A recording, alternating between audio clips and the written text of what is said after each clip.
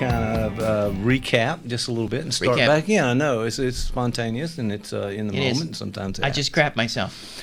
Okay, so today we're going to talk about shame. We're going to talk about shame today. So let's talk about that. All right, good to have you in the studio, Dan. Oh, we're starting from scratch? Yeah, we're starting from scratch. I like this. I hate to say it, but now that you made me say that again. All right, ladies and gentlemen, Got Therapy and Dan Rose. So, Dan, tell me about what's been going on with you lately. Well, I'm getting a bit of deja vu here, but you know what? We're not talking about deja vu. No. We're talking about, which, by the way, deja vu is a, from a psychoanalytic perspective, there are certain defensive and return of the repressed elements that we won't get into, but at some point we will. We're talking about shame. We're talking about what it is, its role, how it may be chronic and insidious shame may be behind a lot of behaviors that it's hard for us to, that we may not initially be able to point to shame, but it's there, lurking in the background. I mean, it almost sounds like we had this from birth. I mean, shame is part of the culture, part of what we do in raising children and do some other kind of things. And that is sort of semi-deja vu.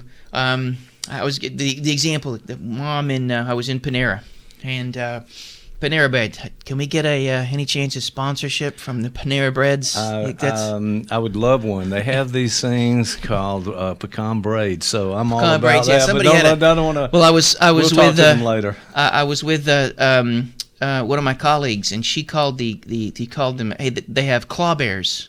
Yes. What she meant was bear claw, but I thought to myself, it sounds French. Claw bear. I'm gonna have a claw bear.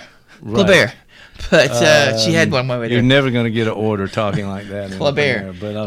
So we're at Panera. And we're going to talk about shame a little bit. And so something happened there. All right. There's a woman sitting next to me, and she turns to her child, an infant, and says, "Oh, I think the boy's diaper needs to be changed." You know. Okay. And at this point in this child's development, it is a natural process. She simply changed the diapers. But if he had been 5 or 6 years old, that something else would have happened. Not much of a problem at that age, right? But and what may have happened is, and so shame is one of the things that ushers us, that helps get us insinuated into society. So moderate shaming is another example. You pull the cat's tail, and mom or dad says, "Nope, you don't do that. No, we don't pull cat's tails around here." Right. At that moment, there is shame is an affect that is central to the potential for the sort of accommodation you need to make to be able to learn. And moderate shaming, then followed by usually containment or modulation by an adult figure.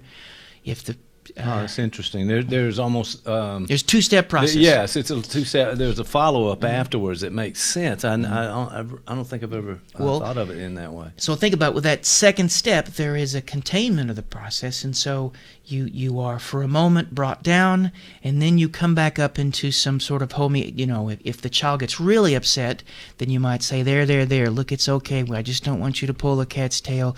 The cat will hurt if you do that. I know you love the cat. So there is the pulling of the tail, the response that generates some shame, and then there is another response. That is sort of the moderate shaming that comes from sort of healthy socialization. But lots of folks they either have too much of one or the other, and as a result, it doesn't necessarily become an affect they can make use of. Right. And an example, I was thinking of an example where I experienced some shame. I was at my nephew's graduation. He graduated from prison. He's just he served his 10 years. Where you were going? He graduated from CSU. Can we get can CSU sponsor this? Because we got Panera, CSU. Doubtful. Doubtful. I kind of know some of those folks. No, that's not gonna happen. Okay. All right. But there was a moment, and I was sort of. I don't know if you've ever been to one of these CSU graduations, but they last 12 hours. Yes, I have, and yes, they do. And at some point, I was a little distracted and bored, so I was on my phone. Okay. And they would ask you to stand up for certain things, and they ask if you were in the military, please stand up while we we honor you. And I stood up because I was just paying attention. Wait, and when I stood up when they asked for the... So suddenly they're like this, and my wife says, "What are you doing?" And then I realize what's happened, and I feel shame. And then I sat down, right? Right.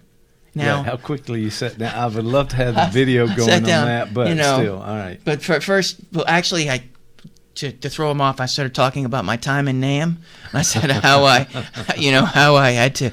In Charlie fact, and all the I lived guys. off human ears for like 3 weeks. That was like, it's just this is the story we do not need to follow. No, if through you don't, on. We'll I'm just let saying. that go right you now. can chew on but an you ear st- for a week. Okay, yeah, but you stood up during the time you it was embarrassing in that. Embarrassing. Right. So that moment of shame was a corrective. Now, here's the thing. You probably wouldn't think this, but I've had a relatively healthy development. It's probably not. Okay, there's no way to document that at this really point in isn't. time. It's too late. But the behavioral observations. There are lots of may data not connect. that would contraindicate this. I Yes, realize. exactly. So I was able to sit down. So for a brief moment, and I like this. We talked about this last time. I like this notion of the euthymic window. Yes. That's just a fancy term for saying that our nervous system tries to keep things on a kind of smooth balance, and that there is this window where it can go up and still be okay, and down and be okay. And we talked about before that if you're watching a scary movie, it goes up, but it's a scary movie, so you get just scared enough. And then you laugh and you go back down. If you're watching a sad movie, boom, it goes down. So you're watching ever seen this Old Yellers? Ever seen the Old Yeller? Oh, yes. I don't want to give away the ending, Yes. but they shoot the kid. Oh, the kid. Wait, what? No. There's nothing. No, that's not right No, at that's- all. I don't. You saw a different movie. I did. That's maybe. But no, they shoot the dog, and so for a brief moment you feel horrible, right? But it's a controlled thing. Shame operates. It generates a parasympathetic response. So it's like suddenly taps the brake on, and you go from here to here. Boom. So when I stood up, I went shoom. Right. But I was then able to regulate. I was able to laugh and say, darn. I was able to talk to myself in a way and self-soothe myself and say, you know what? That I didn't mean that. I wasn't mean to be disrespectful. It wasn't, all that sort of stuff. Right. And I was able to find a balance. Some people might make an interpretation with it, and ascribe all kinds of meaning to it when really you were on your phone distracted. You heard something. I meant nothing by it. But you're right. Someone could say to themselves that once again I've screwed up. I always screw up. I should never leave the house. You could feel all sorts. You could do the opposite response. You could say, screw military folks anyway, you could do all sorts. There are ways to answer that. Either way. In fact, in the second one I mentioned is a form of that people often don't think about this. But what usually fuels rage, particularly in dudes and in people who have a narcissistic organization, is shame. So when they become dysregulated, they briefly move, just almost it's like a nanosecond they move down. And then they overcompensate.